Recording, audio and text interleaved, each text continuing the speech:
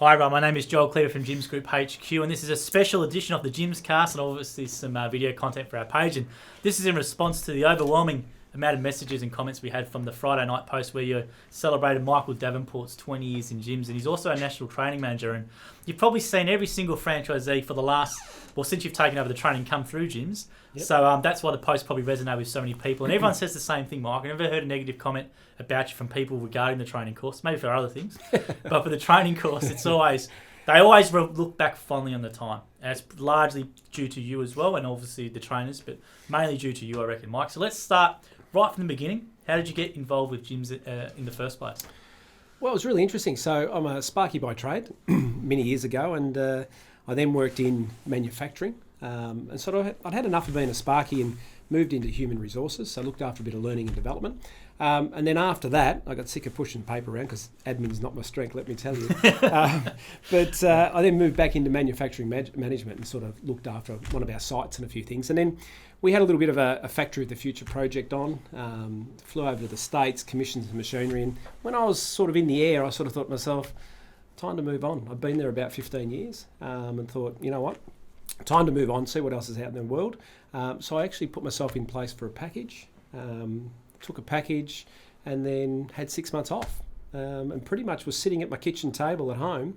It was in Williamstown at the time, and flicking through the local Western Times, which was just the local paper at the time, and there was a little ad in the corner that just said Jim's Mowing for sale, and bingo, made a call, and mate, the rest is history. And the story's quite relevant to today's time. You know, a lot of people have got packages and been in a similar thing going, what do I do next? And yeah, definitely. So why did you gravitate towards that, or what was the sort of thought process behind that? Because it's something completely unrelated to what you were doing previously. Mate, I honestly don't know what gravitated me to it. I really don't, because I'll tell you, this is a true story. So going back about probably 12 months, 2 years earlier, when I was in HR, I went to every breakfast, lunch and dinner that I could get invited to. Like I was just I was on the social scene like you wouldn't believe. Yeah. But I went to this breakfast and it was held at, I think it was either Flemington Racecourse or Moonee Valley Racecourse, one or the other. And I remember sitting at a table, I was sitting next to a bloke and I was probably about 5 metres from the guest speaker. And the guest speaker, the two comments I made, one was I said, mate, you reckon this bloke could wear a tie? Now, he was guest speaker here at a big breakfast luncheon, talking about small business and whatever. And the bloke didn't have a tie on. Like, it was really random, I thought, at the time. And I said to my mate, I said, geez, you think he'd wear a tie this morning? Anyway, he said, no, it's just the way he is. Anyway, the second thing I said, I remember laying back in my chair. And I laid back in my chair a little bit and I said, be buggered if I'd mow lawns for a living, because it was Jim talking. I'll never forget that. It was actually Jim, but it was like 12 months, 2 years earlier. So it was never on my radar. But they were the two comments. And obviously now, if you know Jim, he's never going to wear a tie anyway. And I did actually say, be buggered if I'd mow lawns for a living. I'll never forget that. But yet, here I am, probably, as there are a lot of people, but one of the biggest promoters of the Gyms Group, because it's just a fantastic place. You know what I mean? So let's say you've gone and say, right, I might throw my hand at this mowing thing. So what was the next step then? You called up, or did you inquire, or how did it go? Yeah, I did. I rang the number, which took me through to head office. And I was actually, I think it was the last sign up of head office, because my regional franchisor at the time was Paul Kelly. Now there's a man that's salt of the earth when you talk about people within Gyms Group. Now let's interrupt you there, because I know 25 years or something, I think Paul's just done, or just... Has he? I think 25 years or something, okay. Pretty large number. Well, he was in longer than I, so I'm 20, he'd have to be probably 25. And what happened was he was one of the very first regional franchisors in Melbourne. Okay, so I think they split it into 4. He sort of became one of those 4. My sale was done by the national office, but then handed straight over to Paul Kelly. He was my first franchisor. He sort of taught me the ropes, and as I said, great guy, love him. Still catch up with him every now and then when I see him out here. And he's salt of the earth. That, to me, is what the Gyms Group's all about. And how was it back in the early days? So back in the early days when Jim's Mowing, as you said, was just you're probably the last sign up of national office, and you had the regional franchisor in place. Yep. Was it when they were still doing the margarine container for the jobs, or how was the jobs then, or pages? No, it was still. I was on SMS, right? So that was okay. So I started there. I have heard stories where I think Benny Ward talks about a pager that used to beep off. He'd call into a phone booth on the side of the road, put 20 cents in, ring up, and make the call. I never had that. My message was always coming through on the phone. Thank God, because I would have struggled with too much too much other stuff. But yeah, no, mine was SMS right from the start. So how was the training back in the day? Was it similar setup to what you've got now? Because it's quite important because obviously you're the training manager. So can you recall back to your training experience? I can. We actually did it in a scout hall. So the bloke's name was Joe Curlin. So Joe was also there's a lot of legends within the gyms group because there's a lot of people who've been in it so long. And Joe used to do the training. And we did it in the scout hall opposite the probably the Bayswater office. Remember, we were upstairs at Bayswater. And it was across the road was a scout hall. It was pretty cold. It had the old floorboards and that sort of stuff. But Joe had it all set up that every slide would go through. It wasn't too bad. It was pretty. There was a lot of information when you came in. And Joe did it. The only problem with Joe was he had those short shorts on, and there was things hanging out of those shorts that shouldn't have been hanging out of those shorts, mate. How long was the course back then? I think it was only a couple of days. Yeah. I think it was only, I reckon maybe 2 days. Now, was it 2 days then when you went out on the road with the franchisor or with the franchisee, or how did it sort of work? Always had 1 or 2 days out with the franchisee, so that was always part of the process. And then you come in and do training, and then bingo, you were ready to start, sign your contract and on your move. So, yeah, so from looking at training back then to looking at training now, yes, certainly. And again, I think Joe did a pretty good job, so I'm not knocking him, but certainly the way we do training now and the 6 days and obviously the conference centre and what we've got is a big change in our training program. You're a franchisor now, but how long were you a franchisee for? So I started July 3, 2000, which was perfect because GST started July 1st, 2000, which meant all of my customers had to have a price increase. What was amazing was the hardest thing to do is a price increase, and especially when you first take over, we'd say don't do it.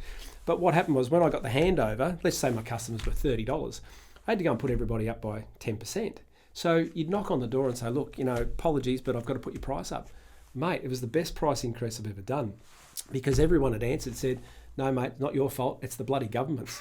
And so, mate, it was just like putting up. It was just Christmas. It really was. So just prices up everywhere and 10% here and there. It was just perfect. So it's a good start. And when did you become a regional franchisor? What year did you take that over? About 3 years later. 3 years later. Okay, so pretty quick. Yeah. I remember speaking to Paul one night and I just said, mate, I think I need a little bit extra. I said, I'm loving mowing lawns, but I just think I need that little bit extra. And that's when he quite cleverly got involved and sold me a region at a huge price. Paul, if I'm looking down the camera, it's a bit of a common thing that we have. But no, Paul looked after me. It was fantastic in that sense. So yeah, I bought my first region. And then I picked up a second region. I think it was Jason Japp, who went over and set up the UK. I think I bought his sort of second part of his region, then put them together to give me the region I've got today. And what's your region, just for everyone who's listening or watching? I call it the traditional part of the western suburbs. So when you go over the Westgate Bridge, the traditional part, all the way down to Williamstown, down to Altona Meadows, all the way up to St Albans, and all the way back around. So you sort of, when you hit Deer Park and further out to Melton, Caroline Springs, that's all part of Johnny Formosa. But I've sort of got that, what I call traditional western suburbs sort of stuff, which is a great region. How many franchisees do you have currently? Oh, we'd have about 25 in that region. 25? Yeah, we've got quite a few sales coming through at the moment. Yeah, it's a lot of work. Still a lot of work. Yep. Lots of work. I had a new guy start on the 12th of May, Gary, and I ran a report on the 19th of May, so 7 days later.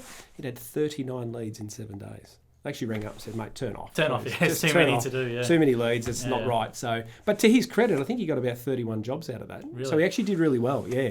Got a lot of big stuff in and he's doing really well. So, but yeah, lots of work, always lots of work. Now, when did you take the training over? Let's talk about this. So obviously you're well known with him because you are the training manager. There's a bit of a story behind that, how you got the, which we touched before with Ben Ward when he was on Asked Him a while back. I don't think there's a story at all, Joel. I don't know where you're heading. But obviously, when we first shut down every satellite training centre around the country, so training used to be run all around the country.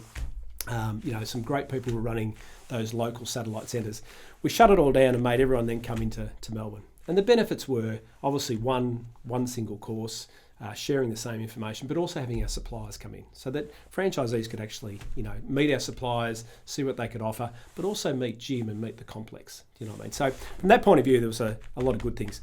Like all things, the early days was a bit of change. People sort of, got a little bit upset with that, which is absolutely fair enough. But I think finally, once we got over those few hurdles and brought it into Melbourne, it really has kicked some goals. In terms of our attrition rate and things like that, it's been fantastic. So Ben Ward was the very first training manager, but he actually shared it with another guy, and the guy will come to me. His name will come to me, but had the best radio voice of all time. Michael McManus. There you go. So we actually employed them both to share it.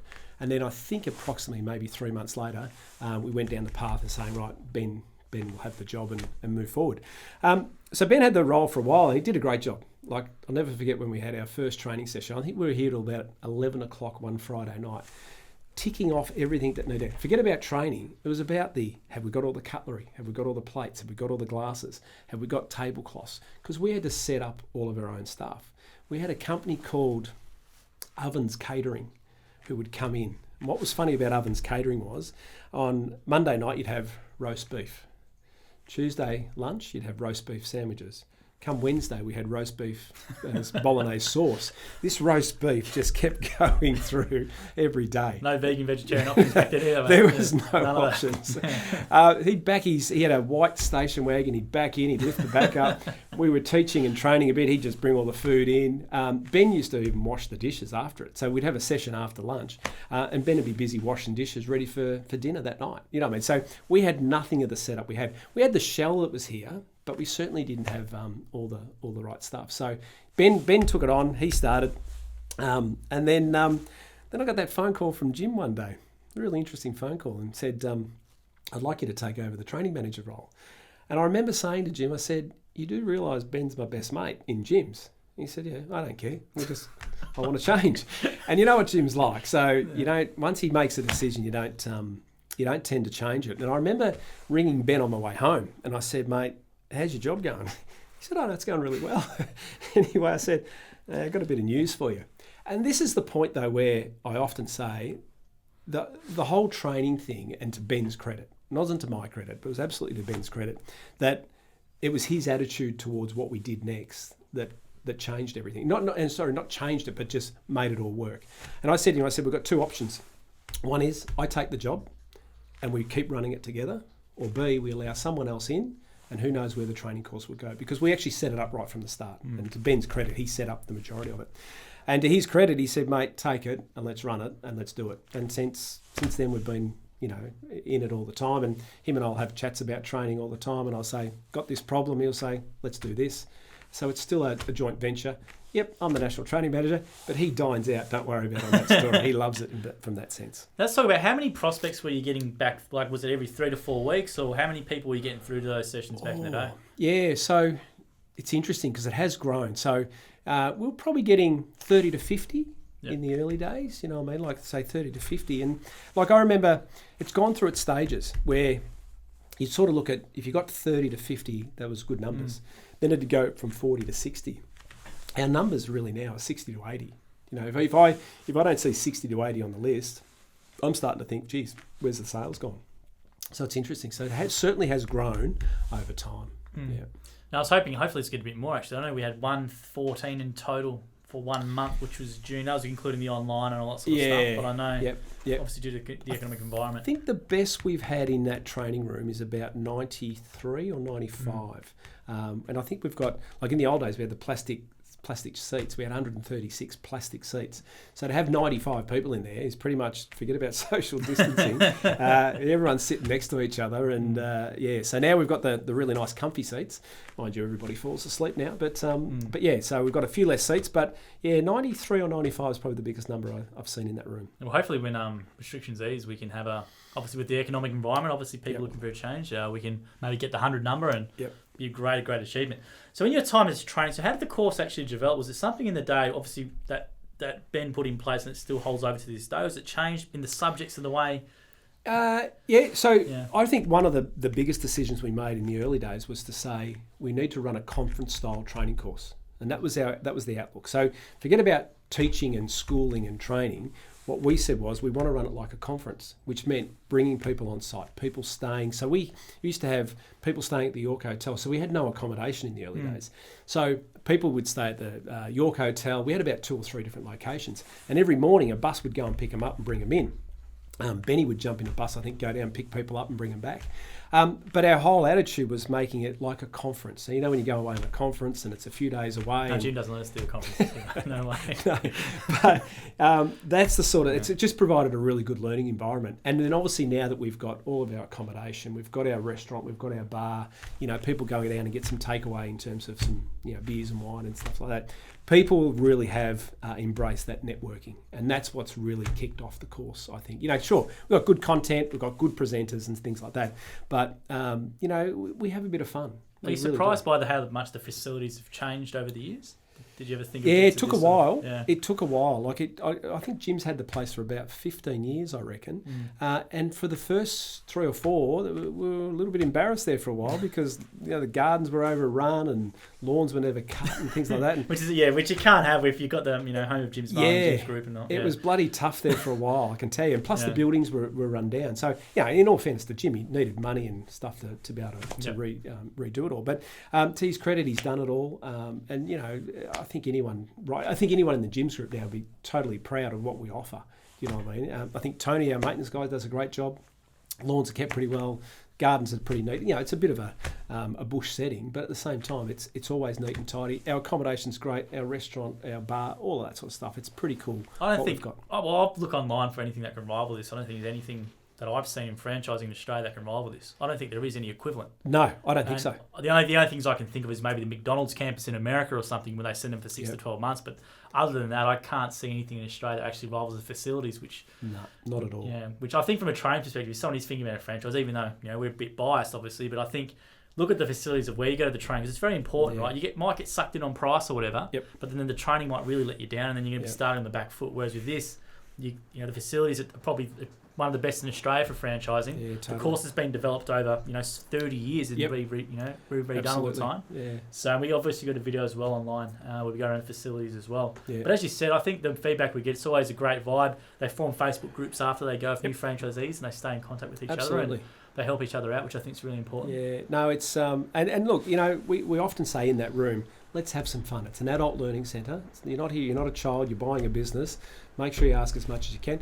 We always get a few funny people, you know what I mean? Like without specifically naming some of the funny people, but you get a few characters. You get a few characters, absolutely, and there'll be someone that just asks the right amount of questions and causes the right amount of laughs. And when you've got 60 to 80 people having a good chuckle in a room, it's a good environment. What are some classic Mike one-liners? I know I was looking in the comments. There's some people who were saying these comments about certain things. There's about snags and there's about righto. Oh yeah, these sort of things. So what are the classic one-liners?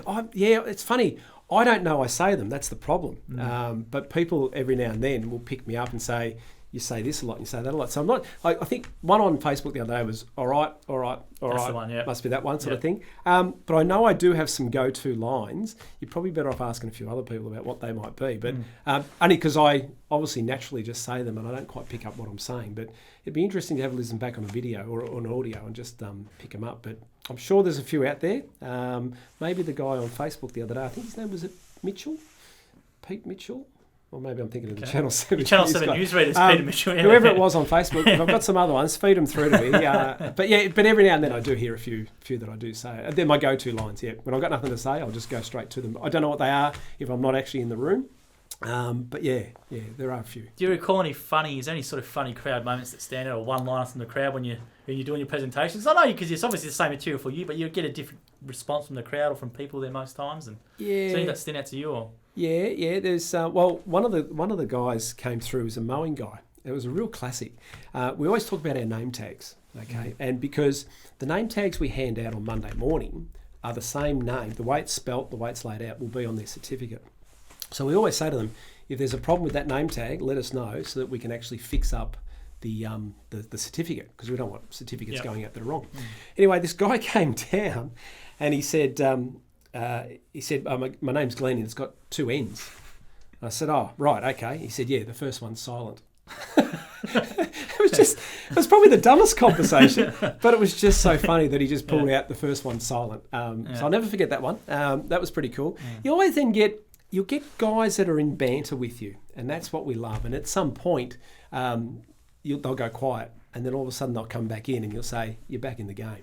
So just some little stuff like that that's pretty cool, yeah. If anyone listening or watching, the training is quite interactive, and that's why it's sort of a bit tough now with with the virus and stuff. It's a bit frustrating because obviously we've got to adhere to the guidelines, but hopefully once it's all done, if anyone has thinking about it, make sure you come to training. I'd pay $1,000 just to come along to the training course and actually eat, sleep, and enjoy the banter. I reckon don't buy a franchise. Not that I should say that, but just come along and enjoy it. It's a great 3 or 6 days of just being out here. It's a lovely setting, and the food's fantastic. The actual buffets that we usually put on, and that's probably the thing at the moment with the last couple of courses that I feel sorry for the people that have been here because they've missed out on that networking component, but also then the big buffets that we have and just that whole environment of even the rooms had to be just that little bit quieter, only because people are spaced out and people have just been looking around a little bit. But we've catered pretty well. Our last training course, we had the 3 rooms set up, streaming live. That worked really well. And I think the conference centre did a great job. They did. Yeah. So if anyone watching or listening, we're still doing training with whatever the guidelines come out from the government, we'll change and react. And we had people on Sundays coming in and setting up the 3 separate rooms, and we have the camera streaming it to other the pull down screens in the rooms. So it's one of those things. We're very lucky. We're the AV boys. Yes. Jake and Ben, we won't mention their name too much, but they're actually doing a bloody good job. What we've been able to do for training has been great. Even that very first time when Daniel Andrews said, we're probably going to shut down and go into lockdown, just having the facilities that we could actually record that whole week and program, turn that into an online course was fantastic. We've been very lucky because we wouldn't have been, we would have been stuffed without it because we wouldn't have been able to get people through training. We wouldn't have been able to start. There would have been a lot of frustration and stress. So yeah, absolutely. One of those things. So with the training course, so how's it the course itself developed? Was it something developed based on feedback, or was it what you think people should know? Or what are they going to learn in those 3 to 6 days? Well, it's been split into 2. So for the majority of people, we do term it the generic component. So everyone else bar mowing. Okay, so but does their first 3 days. So the first 3 days of the program is all about the system. So you meet Jim, talk about the role of the franchisor, talk about the role of the franchisee. We talk a bit about how we allocate work, so how FMS works and how you can set up for territory, local and all areas. We then talk a little bit about safety, go through our pay for work guarantee, all of those bits and pieces, marketing, local area marketing, things like that, is all done in the first 3 days. So, bookkeeping's on day 3. So Nicole comes in and does bookkeeping. Tough session, but she does it really well. Sammy in the afternoon, he does a bit of local area marketing. So after we've gone through all the divisional marketing, the regional marketing, we then start to focus on what franchisees can do in their own business. We've got Rachel doing sales and business planning. So a lot of people come into the room, and out of 60, we probably have 5 that have done some form of business plan or cash flow, which is really interesting. We'd love to see that number a lot higher, just so that they're understanding exactly what they're getting into. I'll never forget one mowing guy, because one of the biggest things for me is forget about your business plan, but is understanding what you need to do each day to earn the right amount of money. And I'll never forget one mowing guy put his hand up and said, "Yep, I know exactly what I got to do." I said, "What's that, mate?" He said, "I got to cut 23 lawns a day." 23, just impossible, But that's where he worked his plans to, and that was his plan to go out. So we had a bit of a chat to him, and I don't know how he's going, but so here you go, mate. So, but I'll never forget that 23. He was confident too. He was confident he could do 23 a day. I think a point with training as well to make clear. It used to be probably, let's say, mowing centric back in a while with the presenters and stuff, but now it's very because the company of Wage Gym's group now. It's obviously you got dog wash. I know Rachel's dog wash, Sam's building inspections, and Nicole's cleaning group. And obviously we're trying to the variety of presenting and the material now is not just mowing. It's a lot more broader than what it used to be. And we've also got the balance of females. In all fairness, at the end of the day, I'm not sure if our numbers are in franchising in terms of male and female, but we have a significant amount of males and females that do franchising, depending a bit on your division. It's an even sort of split now, isn't it, when you look at a room, pretty much, yeah. I reckon it'd be close, if you know what I mean. It's certainly not like 5 ladies and 65 men. No. It'll be 30 and 50 or whatever that might be. So we make sure also that we've got Nicole, we've got Rach, who are also delivering content because it's only right, you know what I mean? Like it's an important part of our program that we're delivering from all angles. And then you have the mowing, which is done here as well, which is a 3-day training. Yeah, so our first 3 days is, introduce you, meet Jim, meet the place, learn all about the systems. And then when everyone sort of exits and goes home, Thursday, Friday, Saturday is mowing training. We do our first aid course first thing on Thursday, so we get that out of the way. That's a bit like Laurel and Hardy. So the guys that run that are an absolute hoot. So they've done really well. Took them a while to learn our system, but certainly now they're a great bunch of guys, so they're really, really good. We then jump straight into like horticulture. So we teach people, plant and weed identification, pruning, all that sort of stuff. And that's done by Des, and then we've got Benny comes in and does workplace health and safety. So things like putting out witches' hats, working at heights, hand tools, quoting, all that sort of stuff. And Ben's always got a heap of tips and tricks that he loves to pass on. And then we've got Johnny Wild comes in and does all about mower maintenance, so hand tools, oils, petrols, all that sort of stuff. Yeah, he is good. Yeah. I love that video he did out the back here when he cleaned up. Yeah, did he put an invoice in for that? Or no, he didn't. Never did. The good bloke. He's a great guy. No. He's got that really nice dry sense of humour too that I like about John. He was on 7 News as well. That 7 News story was John, yeah. 2 hours for 2 seconds. Yeah, pretty much. It took a while. So Johnny does that, and then and he's also our stand-in. So John's become a real sort of all-rounder for us. He can step in and help us out with a few things. And then on Saturday morning, we take him through Jim's jobs, and we do scheduling, and we do a number of things, and then do a full quoting day where we sort of walk around the property. I get him to quote me half a dozen different jobs. We go back in, put them up on the board, and we have a bit of a laugh along the way. But it's just talking about the job, how much we think it would cost, just so they don't make too many mistakes when they head out. The thing I love about it as well is that everyone's who does the presentation is either been a franchisee or majority from a franchisor now, but they've all been a franchisee at some stage. So Correct. It's not just some external salesperson or trainer or whatever. You're learning from people who've been there in their position have actually done it as well. Yeah, and that was one of the principles we set it up with as well. It was having no external people. Sure, first aid's external, but that's a specialty side of it. But and like we'll say to people in the room, you can ask me the same question about, let's call it debt collection. I'll give you my experience. But don't be afraid to ask Des Warren his experience on debt collection. It could be completely different to mine. And we're happy for that sort of stuff in the program. We're going to give you our honest answers. We don't give you an answer that's textbook. We'll just give you what our thing is. We've got our textbook stuff, which is our system, and everything else is then based on experience. And have you seen the company in 20 years change in your time? How have you seen it go? I've seen quite a few people. I've seen a few people come through. Look, it's certainly grown. There's not a doubt in that. We've gone, what have we got now? About 50 divisions. 52 is the official number. Is the number? 52 is the official number, yeah. Okay, and we're nearly at 4,000. Nearly 4,000 we're going to get there this year. Yeah, cool. So, I can probably go back to thinking when it was probably 2,500 franchisees. So, that's almost doubled in some way. So that's a huge change. So the number of people, obviously the number of divisions, and then obviously the number of franchisors that are coming through the group as well. So, and look, just this place, like just the fact that this place has developed and grown and becoming a real national office, if you know what I mean. Like it's got everything out here. Call centre's been great and continues to be great. Like I think, and I said it to Beck the other day, it is the best trained department I think we have. Not knocking any other department we have. You clearly are, that's all right. Well, they're the call centre, so maybe not part of the departments, but they do a great job, I mean, and they really are the heart and soul of the business, I think, because that's where people call into, and the work they do in there is fantastic.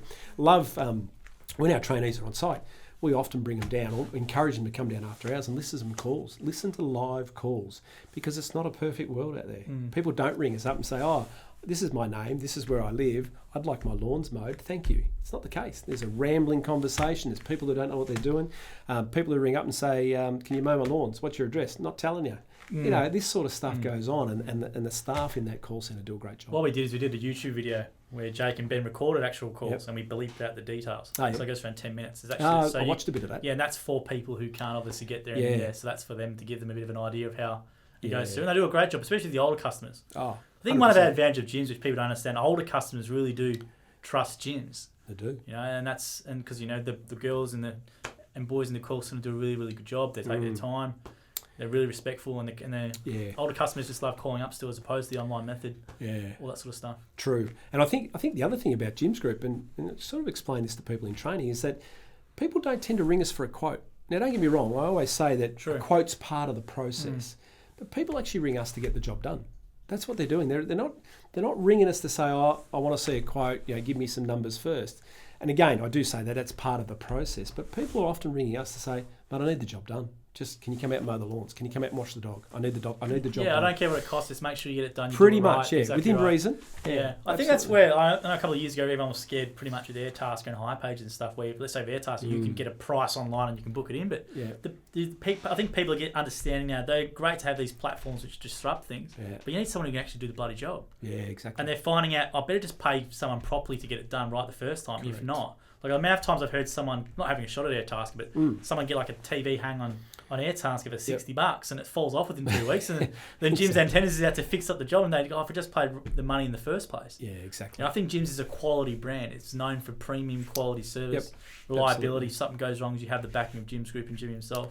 If something goes wrong, I think customers now in the marketplace, especially in the last couple of years, after dealing with those aggregators and these disruption services where you can get 6 online quotes as a race to the bottom. Because you've got to remember, the person who's quoting that cheapest price, he doesn't probably want to be there or give it the attention he does if you're paying him $40 or $50 or $100, whatever the job is. He's just using that as a bit of a bag of spuds out the front, just trying to get a job and then try and grow from there. Exactly right. If you've got a good business, you don't need to be on those things as well. Yeah, that's what people forget.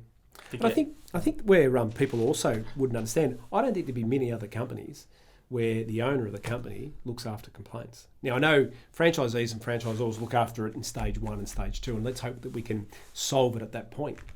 But Jim looks after complaints. And I've often said to people, I reckon if I was the owner of a company, I wouldn't do it. Yeah, I get that a lot. But then I think about it and think to myself, if my head was on the side of the trailer, maybe I would. Because technically, no one knows me, but we all know Jim. So at the end of the day, maybe it's a real pride thing where he says, no, it's my head out there. I'm the one that's going to cop the flag. And so bingo, I'm going to fix complaints. It is. And I get that. I think and I agree with his sentiment. I at the start initially, I thought, why would you bother doing these little things and work outside the business? But I completely agree with you now after seeing how it goes and how much damage a bad job can do to our brand in the public, 100%. Especially because it hurts so many divisions as well. Yeah. If you have a franchisee do a bad job with someone, like we had on the Ask Jim the other night, we had a lady who's used many other Jim's services, and she used one service and that let her down, and she's like, I'm never using Jim's again. You know what I mean? Like, standard comment. And that's why it's the fanaticism towards the customer service. And I think companies get it wrong where they think, we should just pay a pleb, minimal wage to do it for the customer service. That's wrong. Yeah. You want decent people who are the customer and experience officers, and you're finding a lot of tech companies now, a lot of more, I'll say younger companies or newer companies, they're paying their customer service agents and the person who runs that team a lot of money now because they think that's where the investment should go. Yeah, definitely. And you're seeing like companies like Zendesk, for example, is a software company, and their customer service was tip top, and they're paying people decent money to do that. It's not. I don't think it's a pleb job, whereas I think a lot of traditional companies still think it's a lower job. That's why when Jim does those complaint handling himself, I think it's the best way to keep your finger on the pulse. Absolutely. Feedback from customers. What's not happening? Can I create a solution to stop that complaint that comes in, which is what Jim's jobs is basically built on, is what Jim always sees through coming as complaints. So he's trying to make technology to basically eliminate all these complaints. And I think it's very smart. I think from the outside looking in, you would say that why does the CEO bother with little complaints? I think that's something we should be proud of. Absolutely, he lives and breathes it, and I think that's the great thing. You get a lot of other CEOs that you hear come on TV or whatever it might be, and they talk about our customer service. They don't give two hoots about customer service. I agree, and the biggest one I've cited that I always is a Domino's CEO, Don Mahija, whatever his name is. You hear franchisees. Well, he was a franchisee, I think. He worked his way up. He was, and that, I just think the way you hear the horror stories with those franchisees, making. Working 100 hours, 80 hours a week, making minimal wage, $5 pizzas are pretty good, though. Yeah, they're pretty good. But no one's making franchisees aren't making any money out of it. I only spend $5 on my pizza, but I love them. I agree. But I think Jim working so much in those lower level of the business, this is not because of my boss, but this is because I think it's just the core of what Jim's is. Yeah. And it's the way it works up, it's the way franchisees as well. Franchisees, franchisors, it's the same thing. Like everyone's on notice.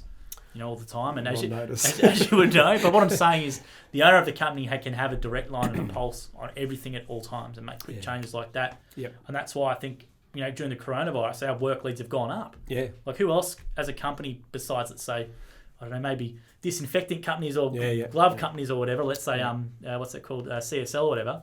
What other company can say their leads have gone up from this time last year? Correct. We're talking about like 20%, probably more. Yeah. So, and I know our inquiries have gone up as well. So which is good. Everything's gone up. I just think it's that, as you said, it's that customer service and the franchisees. I know from doing the Jim's Live stuff, we always get franchisees jumping on about saying, I've just got a complaint. Why did you do this? Everyone's fanatical about it, and I think that's the good way to be, because if we let ease up on our laurels a bit. Yeah, no, definitely. Swear. And it's one of those things that, when if you get good leadership and you get good leadership in certain areas, those areas will always thrive.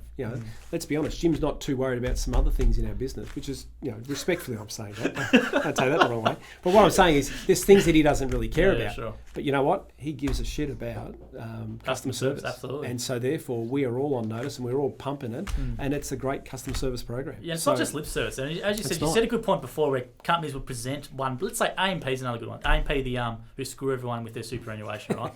I don't care, I'm just going to say it right there because they do. But this is someone from the Financial Inquiry got smashed, and you have the CEO does a pissy little 4-minute thing saying, our commitment to you. Again, they haven't changed one thing on the back in regards to their fees or how much they're going to rort you. You know what I mean? Whereas with us, Jim, as you know, is involved with the complaints daily.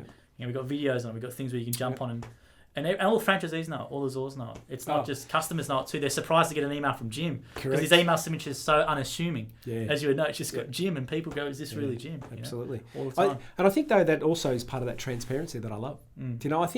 I reckon the reason I've stayed in gyms for 20 years, apart from the fact it's been the best 20 years of my life, but is that it's something that is so transparent and honest. You know what I mean? Like for instance, our training program, no one has signed up a franchise agreement before they've come. So it's completely open. Come and get the manuals and go away and run your own business if that's what you choose to do.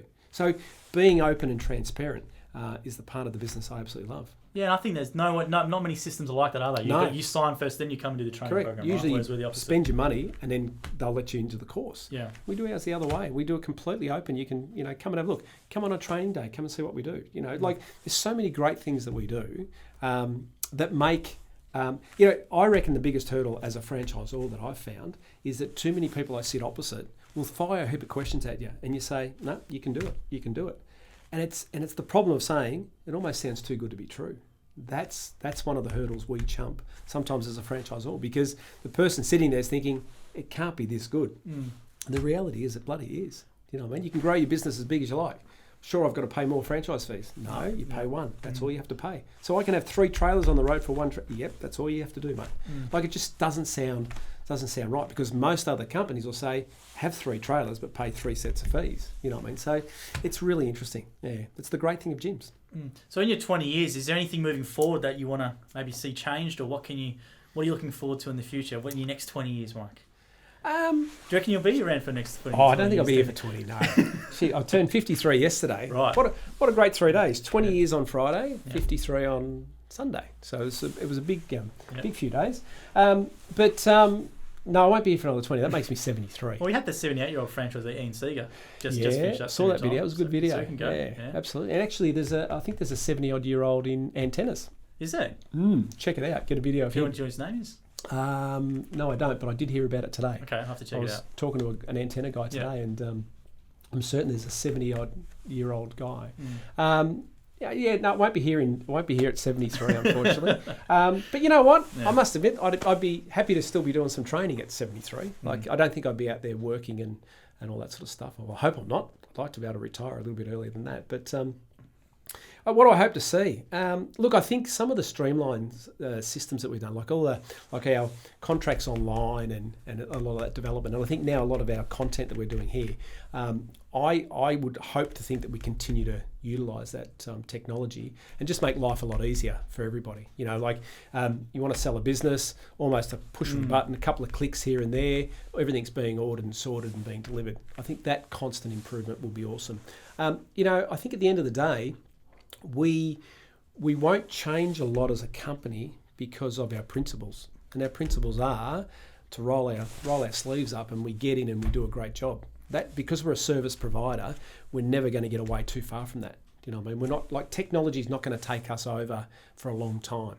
So I just think the fact that we will always be at the coalface providing a service and doing great work for people means that we won't see massive changes. Yes, we'll see changes in some of our technology, like maybe the call centre and how jobs are booked and a few things, but at the end of the day, we're going to be real people rocking up at real houses and doing service. And a lot of that's not going to change. There's still going to be a vehicle involved, probably still a trailer, and a smiley, happy, uniformed franchisee. Now, what's a favourite memory in your time of the 20 years? I know I asked you for a couple. I'm trying to get. Yeah.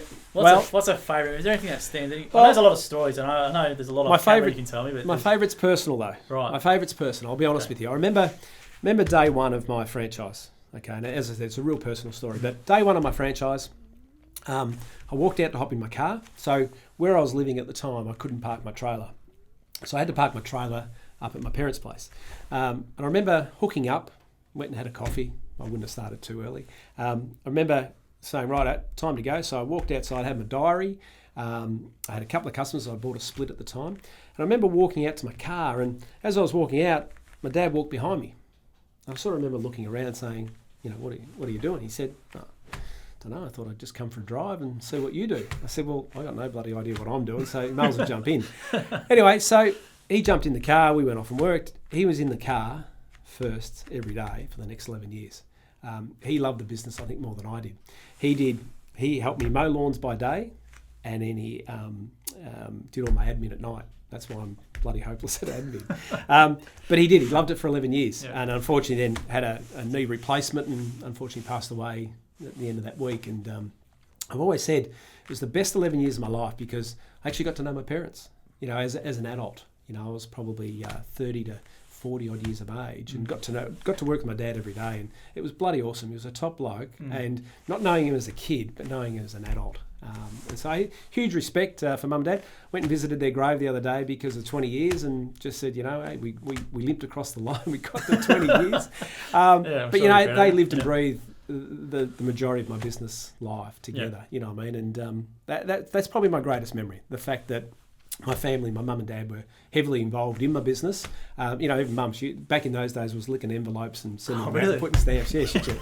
All of that was still taking place. So you can be excused for the admin because I think, why is he so bad at admin? Right, there's the story. So now National Office are going to go a lot easier on you. Now I know the story, I can understand. Yeah, exactly. But that's probably my greatest memory. That's a real personal memory in that sense. But we've done so many lawns, and like even now I do about 6 or 7 lawns in my street. All my neighbours, I just do them for free. Admittedly, mainly fronts and Main Street. Yeah, do them for free. It's just, I just live around. It's just nice to have got some elderly people beside me. Just bits and pieces. I'm just happy to help out. I think we can give back a lot more at times. I mean, I think it's not all about. Yeah, we make money. It's good to make money, but I think we also do pretty well. And I just like the idea of giving back. I think ultimately, when I probably retire one day, I'd love to just do some charity sort of stuff. Just give back to some good people, help people that have done it tough or whatever, and not my neighbours are doing it tough, but you know what? Just more than happy to keep the place neat and tidy. So what charity would you want to be involved in? Is there any cause that's special to your heart, or? I think just helping people that are a bit down and out, and put your arm around them and see if you can help them out and stuff like that. So no, I don't have any charities in mind. Don't get me wrong, but it's just I think my motto in life is to give more than you take. And I think if we had a little bit more of that in life, where people gave more than they actually took, I think the world would be a better place. I think people are looking to take too much and give very little. And I think I like to think I work the other way as much as I can. I'll give, when our trainees are here, I'll be here to 8 o'clock, 9 o'clock, 10 o'clock at night. If they need to sit down on the table and keep chatting to me, they've got me for that week. What I mean? Jim pays me for the week, so I'm here for the week. Get the value for money, yeah. Yeah, so... But yeah, just give more than you take. So whatever I can help out in somewhere down the track, I'd even do a little bit of that now if I could, but I haven't looked too much at charities, but yeah, I will one day. And what do you do outside of gyms in general? What do you do for fun? Footy? What do you like I actually love cooking. Cooking? Yeah, I'm not a master chef, but I absolutely love cooking. I think you'd be quite a character in Master Chef. I reckon you should give it an application. I reckon we can get you through. No, but cooking is my passion. Absolutely. Yeah, okay. I love it. For me, when it's coming into Christmas, 6 weeks out, I'm starting to plan the menu and I'm starting to do all my research. Really? Oh, mate, right. I absolutely love it. Probably 2 things I love is V8 supercars and cooking. But probably cooking's my big passion. Absolutely, yeah. What's your specialty?